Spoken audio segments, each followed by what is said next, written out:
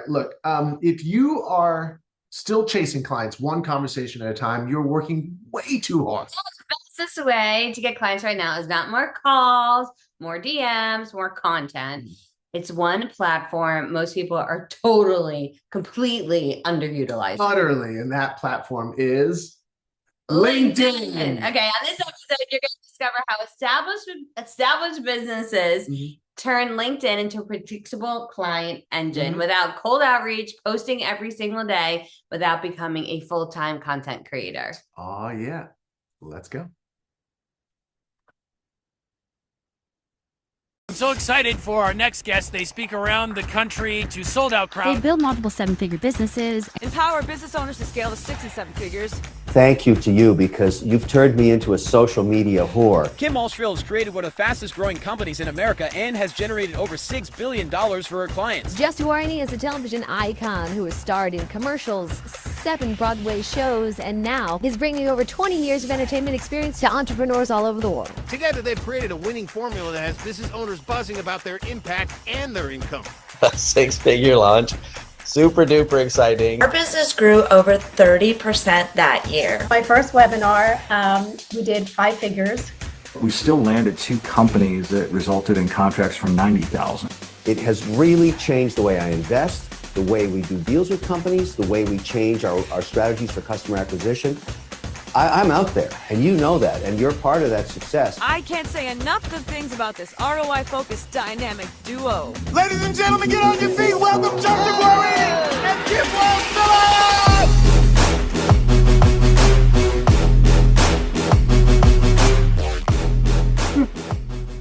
How we do. Okay, so if you ever thought LinkedIn feels like a resume graveyard, not a client machine, you're not wrong. But you're also not seeing what's actually happening behind the scenes because the people doing it, they're not loud about it. They're booked and they're booking. And there's actually some clients that we've gotten from LinkedIn. Yeah, and this is how I started. I had a first business I started in 2001. That makes me an OG doing this forever and ever. Yeah, 2001. And I sold that company at the end of 2017, my first company, and I was in a non-complete. And I generated over $1 billion online in that company, placing paid media. And so when I sold that company, I couldn't use that strategy anymore. I had to go to organic. And at the time, I had 1 million Facebook followers. I only had 12,000, 1 million Facebook followers. Okay. I only had 12,000 LinkedIn connections, but the ROI I got from LinkedIn far surpassed any other social media network. In fact, the first time I ever got a client who reached out to me who said, "Hey, Kim, I saw your post on LinkedIn and I want to talk to you about doing marketing for our accounting firm." They found me on LinkedIn and reached out to work with me. And that's when it clicked. Like, that wasn't from a referral. That wasn't from word of mouth. It wasn't from some dancing on TikTok video I had that went viral. Which is, I mean, look, if you're into dancing on TikTok, there's nothing wrong. But that's not about growing your business. That's just about getting like fame for fame's sake. The business that we're growing. Yeah, no, I mean, it's not strategic. No. And LinkedIn isn't about volume. It's about proximity to money. Yeah. And there's a mistake that most people make with LinkedIn. They treat it like it's regular old social media. Right. And they're thinking about like how many views they get or how many clicks or how many followers. Which are all vanity metrics and don't actually lead to the scaling of your business. Yeah. And so when you're posting and hoping and waiting like you do with regular social media, it's just this rinse and repeat cycle that doesn't actually get you where you want to go. So you want to stop thinking of LinkedIn as a social media platform and start thinking of it as a deal-making platform. Like the fastest path to growing your business is never thinking about one client at a time, like going after one client. It's always like, how can this reach more than one person at a time? Right. Because that's what create major impact. And so this is something I want you to think about differently. Every time you get a new client, I don't want you to think of it as one client. Think about it as who's in their network. How did that one client just give you access to a lot more people? So for example, I'm in, and it's like a network to a network to a network. So I'm in a network of high level entrepreneurs that are making at least $5 million. And in that group, someone asked for podcast guests to talk about AI. So I reached out and I said, oh, we have a system built about getting speaking gigs and clients with AI. I'd love to talk to you. We were guests on the show, Joe Fairless, his show. And afterward, at the end of the episode, which happens to us often, so we go into each show strategically, he said, I want to talk to you guys about working on my marketing. Well, it turns out that Joe isn't just a real estate investor. He has a whole community of real estate investors under him. And it was like, okay, well, how could we then partner with you to partner with your people? I'm going to give you guys and this isn't a LinkedIn strategy. This is a partnership idea. We were giving him our fee to do the work he wanted to do. And for a lot of these projects, we'll take a fee up front and then a percentage of revenue. And we could tell he was like, I'm not sure about this fee. And a strategy it was repeated for me in the book, Never Split the Difference by Chris Voss, which is an oldie, but a goodie that I just listened to this weekend. He talked about when he was getting booked, he said, what do they have of value that can give me massive value, but won't cost them more money? And Chris was talking to the National Bar Association, and him reaching a bunch of attorneys is really good. They could put him on the cover of their magazine, which was huge value to him, but didn't cost him anything. So same thing with this client. We're like, what would bring you bring us massive value and not cost him anything? And what did they do for us for their event? Well, they brought us in. Yeah. And they said, okay, you can speak on our stage, you can have a booth. Yeah. And in addition to everything else that we're doing. Right. So they gave us a sponsorship. Didn't cost them anything. Yes, exactly. But it brought us over 6 figures of revenue. Right. And it allowed us to put forth our value. Yeah. To uncover our value clearly. And I can't begin to tell you the ROI on that.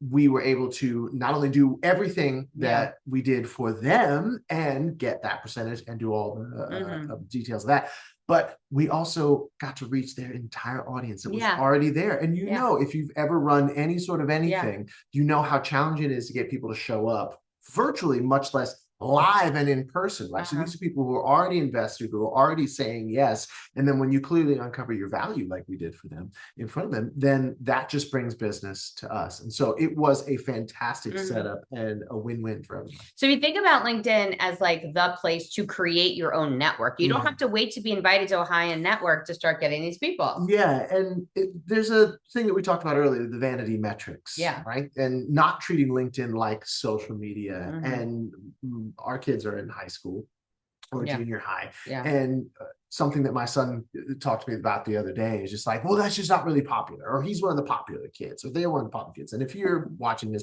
you've probably gone to high school at least. And I'm so glad we never have to go back. Amen, especially now. But think about some of the most popular people in high school. When I think about that, I think, there are a few people who went on to do really awesome stuff, but there are a lot of people who just kind of are middle of the road now, or not so popular, shall we say. And then there were the super nerd theater kids like us. Right? Or, you know, but that's the thing. Like, there's this popularity contest that happens in high school, and it's the same thing in social media. It's like this popular thing, and we're all scrolling, and we're all looking at likes, we're all looking at followers. That is funny because I'm like, because one of my daughters is in the Future Business Leaders of America, which is amazing, and she's running it and going to the competitions, and it's not popular. I'm like, but this is the thing that's going to get you where you want to go. Look at all the people who are, you know, at the top of the charts now in terms of business, right? It's all like the nerds and all the people who probably got made fun of and pushing lockers. So strategy is what got them there. Strategy is definitely what got them there. So don't treat LinkedIn like social media. Don't be so concerned about your popularity. Yeah. What really ends up happening, especially on LinkedIn, because LinkedIn is a place where business people go to do business. Yeah.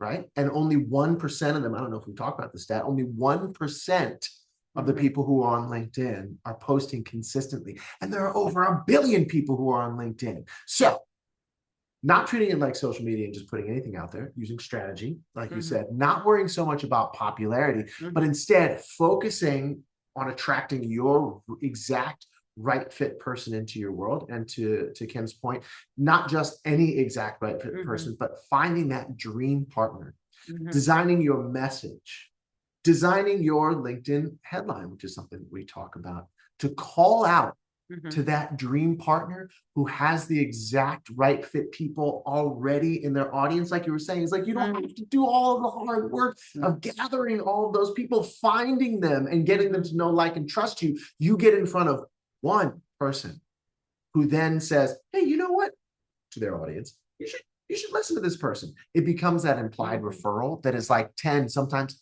100x what you could do by just reaching out one by one by one. So stop trying to be popular and start getting in proximity to the people who actually pay you. So from a more strategic point, that means your strategy shouldn't be, should I post today? No, it should be, who do I need to be in the room with? So who do I need to get in front of? Like, instead of building an audience, like, build a network with intent. That's what you should be doing on there. Every connection you make, you should be asking this question, like, could this person lead to a client, a stage, or a partnership? Yeah, absolutely. And when you do that consistently, and that's a big word, doing it consistently, something absolutely amazing happens. You stop chasing. We all know what that feels like. Chasing after their client, wishing, hoping, trying, searching, energy, effort, time wasted. Well, when you follow this strategy, you stop chasing and the opportunities actually start showing up. They start chasing after you. So here's a simple shift. And this is going to be like a big mindset. It's simple, but it's not easy because most people never do it. Instead of thinking about, like, what should I post today? Think about, what room do I want to be in? If I could create any dream room for myself filled with exactly who I want, who would give me access to clients, partnerships, stages, profits, who would that be? Would it be a specific event you always wanted to attend, a niche you wanted to go into, a specific type of client, and then spend the next 7 days intentionally connecting with those people? Yes, remember, only 1% of people on LinkedIn post consistently. That's just posting anything. Now imagine what would happen if over the next 7 days you applied a specific strategy to posting consistently. You may in fact be the 1% of the 1%. And look, it's no pitch, it's no weird just messages. Connection requests. Just when you connect, they're going to see your content. So you're building the room you want to be in, one invitation at a time. And if you want the full system breakdown, step by step, join us for the LinkedIn Lead Machine. You mean we have a transition to a call to action? As a matter of fact, we are transitioning over there. So all you have to do is go to limachine.com. That's LIMACHINE.com, limachine.com right now. Okay, so that is where you get that step-by-step breakdown of the strategy. So here's the next smooth transition. With that, we're going to go to questions. And so if you're in the Powerful Professionals Network and you're live with us on Zoom right now, go ahead and put your questions in the chat. And they could be about anything with your marketing strategy, your sales strategy. Just put in the chat now. In the meantime, we're going to answer some pre-submitted questions. Yes. Okay. So here is one pre-submitted question that comes from Thomas. Thomas says, I've been posting consistently on LinkedIn for months, but I'm not getting any clients doing it. Oh, you're in the right place, Thomas. Thomas asks, what am I doing wrong? And so here's the secret. It's stop thinking your posts are the thing that's going to generate profit. Posts alone will literally do nothing for you. It's kind of like if you're single and you have someone that you know that's also single and that person's really cute and you show up to where they are every single week. Like maybe there's in my church I go to at North Point, for the 11 a.m. service, they have a coffee area that if you're single, you can hang out in before and after the service. So let's just say you're in that coffee area before and after the service every single week, and you never talk to the person. They see you there. They see you're present. They see you're showing up, but you never have a conversation with them. You never approach them and try to connect in any way. You never ask them if they want to go out. They're never going to go out with you because you didn't take the next step. So posting is amazing. If you're posting the right content, you want to make sure your content is not salesy. It's clearly speaking to the person that you want to serve. You're telling them what's in value for them, that it's giving high value content. And then you go next to the invitation. So on social media, you have your post, but then you need to reach out to them, which is why the DM and the messaging on LinkedIn is so important. It should not be salesy. It needs to offer great value by giving them a free gift up front, and then takes them to book a call on the thank you page. That's how you turn just posting, which is a social media vanity metric, into actually generating profits. Yeah, double dog dare you to go down to the grocery store and try and buy some food with your million Facebook Posts. followers. A million Yeah. posts. Like, yeah, it's Yeah, not no, gonna work. it's not I'm gonna like, work. no, it's No. vanity metric. Thank you very much. We want real cash. And so that is how, by just creating a connection with your right fit person, and then reinforcing that with posts, as you were And I do saying. like the face thing. You did not know I was going with the church and the before and the single. You're like, Well, I was wondering, I was like, how's this going to play out? And then I was laughing in the middle of it because a lot of people with their posting, right, will do the equivalent of like showing up to that church coffee thing that says like single and desperate. Right, and you want that agency, man. Like, they don't want to talk to you. No. So, we have a third question. I'm running a business already. How much time does this actually take to see results? So here's the thing. Automation is the key. Now, you can go in and you can manually connect with people. Yeah. And that's great.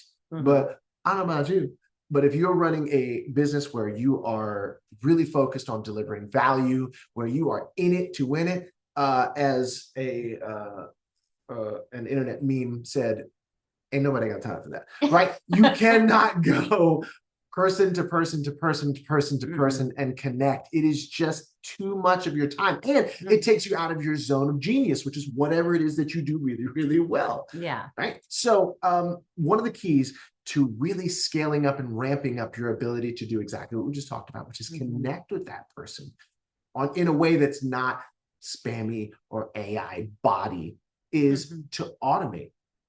Right. And so there's software that you have. As a matter of fact, we talk about what it is that you can do, how you can do it, and the strategy behind doing it in the LinkedIn Lead Machine Masterclass, which is at limachine.com. Do you like that? Yeah, limachine.com. Real smooth, so smooth right there. So yeah, we talk about automating it because at the end of the day, you should be working on your business, not in it as much as possible. Now, you can't automate everything because that just becomes weird. But the more that you can stop doing those things that can be taken care of by technology in a way that allows people to connect with you in a more human way. Yeah.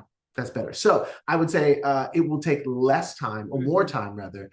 No, it'll take less time for you to see the results that you want. The more you, which way did the Wizard's Castle, Dorothy? It's this way.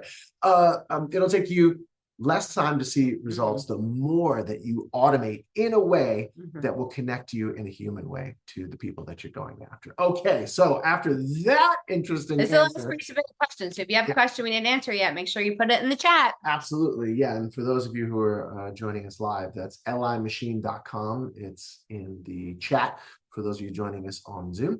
Okay, so Mark asks a question that we get a lot. I'm not 100% clear on my niche yet. This happens.